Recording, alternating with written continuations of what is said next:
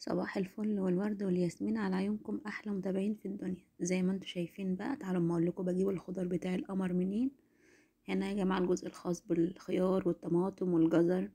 هنا الجزء الخاص بالملفوف والبروكلي. عندي هنا البتنجان وعندي الكوسه وعندي القرنبيط. عندي هنا البتنجان برضو الابيض والاسود والفاصوليا. وانا بنقي لقيت البطاطسيه القمر دي. قلب قلب لكم كلكم، بحبكم في الله. وعندي هنا البصل والبطاطس بأنواعها هنا يا جماعة الجزء الخاص بحاجات الخضار المغلفة، يعني لو حد مش عاوز ينقي ولا حاجة ممكن بياخد كده الخضار جاهز. عندي هنا الخضار بقى، الكرات، الكزبرة، البقدونس، الشبت. فواكه هنا برضه عندي مغلفة جاهزة.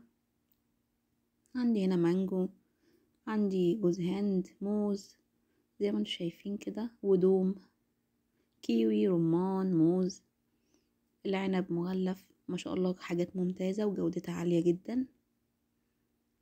برقوق، عندي خوخ، عندي جوافة، عندي الافوكادو، عندي كاكا، عندي كيوي. كل الانواع الخضار موجودة على مدار السنة. والفاكهة ما شاء الله، الفاكهة دي اسمها ليتشي، طعمها حلو قوي، مايلة لطعم الريحان كده. قلت اما اجربها واوريها لكم. هنا يا جماعة الجزء الخاص بالتفاح بكل اشكاله والوان، سبحان الخالق في خلقه. عندي هنا الكمثرى. الكمثرى شايفين اصفر واخضر، وفي فوق احمر واورنج، سبحان الخالق في خلقه. هنا كل انواع التفاح باشكاله والوانه، سبحان الله.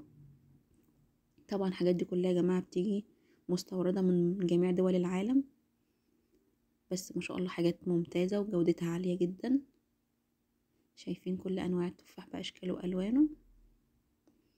انا بحب التفاح ده جدا، اسمه رويال جالا. طعمه بقى حلو قوي وفيه ترميله كده جميله، بيبقى مرمل. عندي هنا الخس، عندي الملفوف، عندي البروكلي، الذرة، البطاطا. كل انواع الخضار والفاكهة موجودة على مدار السنة، ما شاء الله حاجات كلها طازة وفريش.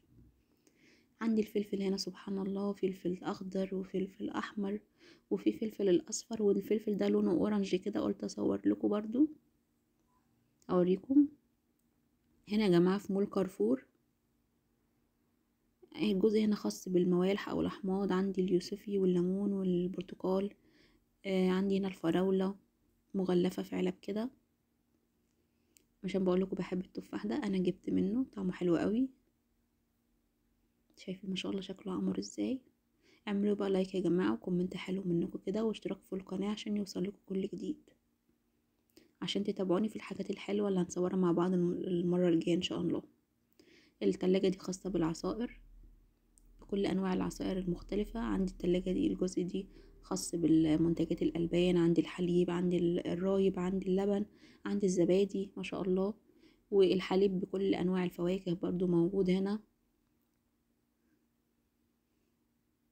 حليب بالموز، حليب بالفراولة. هنا عندي برضو زبادي وجبن، جبنة موتزاريلا. عندي الجزء ده خاص الجبن اللي هي المعلبة أو المصنعة، اللي هو جبن بقى بوك، جبنة كيري، جبنة برزيدون اللي هي المثلثات أو المربعات. عندي هنا برضو خاصة بالجبن، اللي هو الأنواع الجبن كلها، الموتزاريلا والشيدر زي ما انتم شايفين كده.